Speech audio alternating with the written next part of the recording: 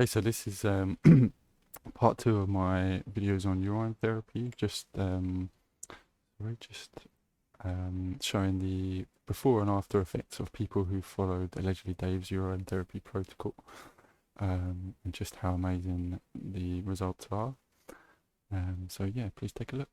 So now, I know we haven't got time, so I'm going to go through some of the before and after pictures. Okay, this was me before I started. I was nearly 20 stone, as I said before. I didn't have a lot of pictures taken of me, so this is the only one I've got. But I was, you know, what's missing out of that picture is my bum was out here somewhere, and so yeah. And after the 30-day urine fast, that was what I ended up as. I was down to just over 11.5 stone from about 20 stone. It's in 30 days. Now everybody on this in these set of pictures came to me with a particular illness.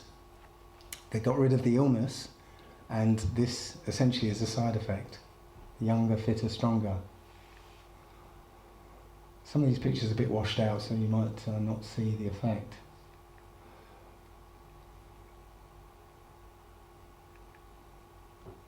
This guy did this for 3 months. I can't remember what he actually had, but he lost a whole lot of weight in 3 months, and felt so strong. He was excitedly telling everybody on Facebook about it. Now, this woman had type 2 diabetes, and after a year she got rid of the diabetes and lost all this weight as well. This woman came to me saying she wasn't really suffering from anything. She said, "I've just turned 60, I feel old and tired, what can I do?" And this is like 3 months into it. Same sort of thing. I can't remember what she had.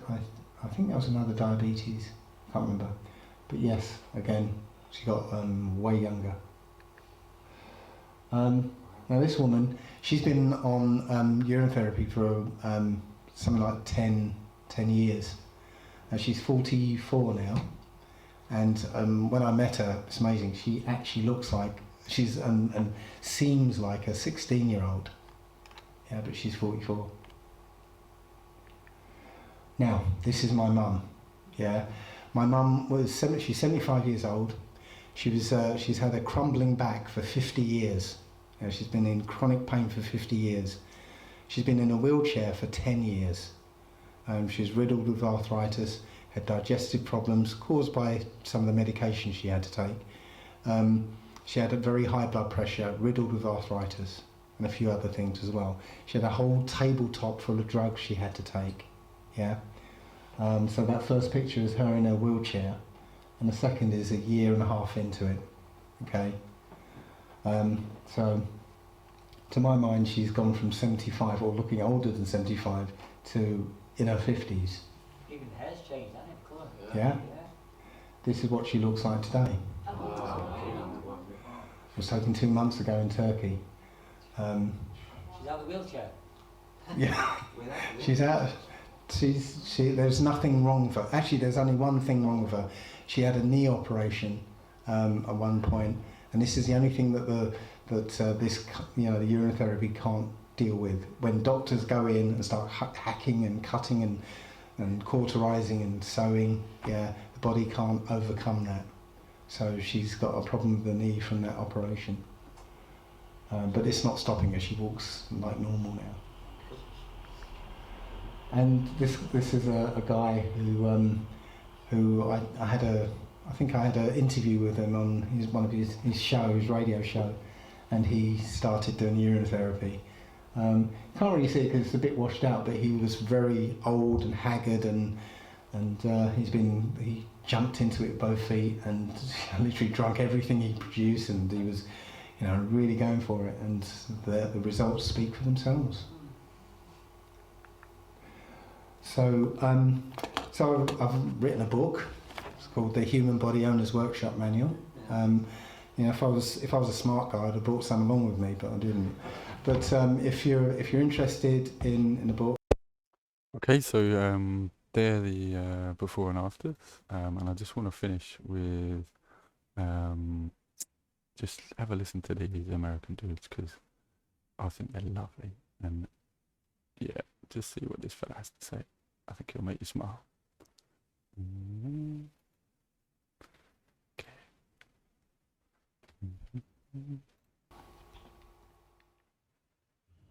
I was pushed into drinking urine by Western medicine.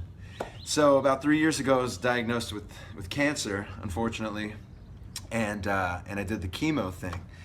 And I knew there was a better way to heal myself than chemotherapy, but I didn't know how to approach it. So after I did the chemo, the doctor told me specifically, the Swedish doctor, she said, "We're sorry, the chemo didn't work." And they said, "We want to take out your lymph nodes." And I said, "My lymph nodes? But I think I need those. Like, I'm pretty sure I need my lymph nodes."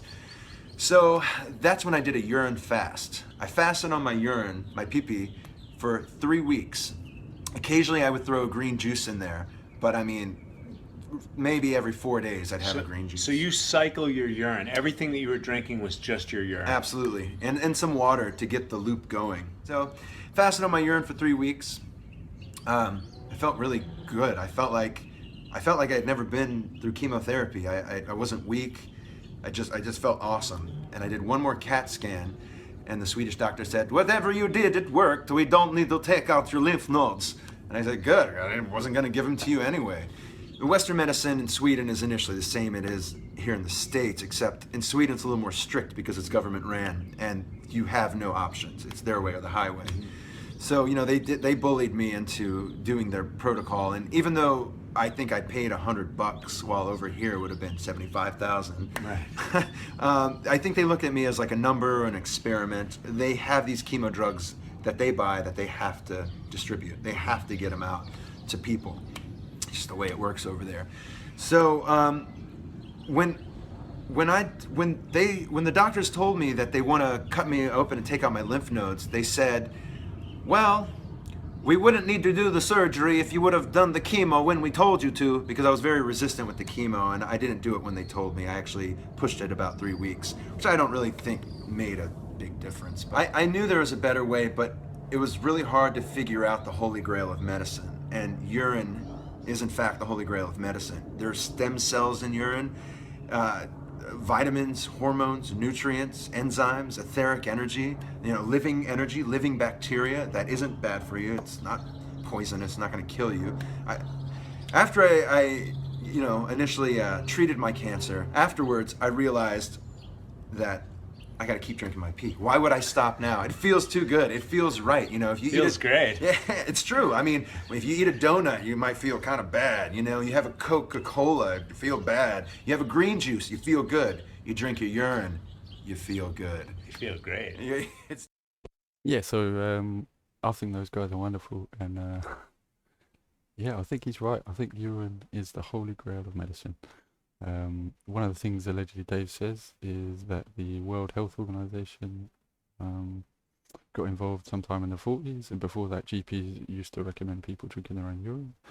But before the 40s, as I understand it, cancer, 1 in 1,000 people used to get cancer. They used to call it the nuns disease because it was only women who didn't breastfeed who got it, and even then extremely rarely. 60, 70 years later, after the World Health Organizations got involved, 1 in 2 people now hope to catch cancer. So, I'm not saying they're doing it deliberately. I'm just saying, even if they're not doing it deliberately, they don't seem to be doing a very good job of keeping the world healthy, contrary to the name of their organization. So, yeah, I hope you found this helpful, and please send it to anybody that you like that is sick. Just try and get away from the mindset of it being something disgusting. You think that because you've been told that your whole life, but just pay attention to what the people have been telling you that have been saying about other things, and whether or not they're correct about those things. So thank you very much for listening. Have a good day.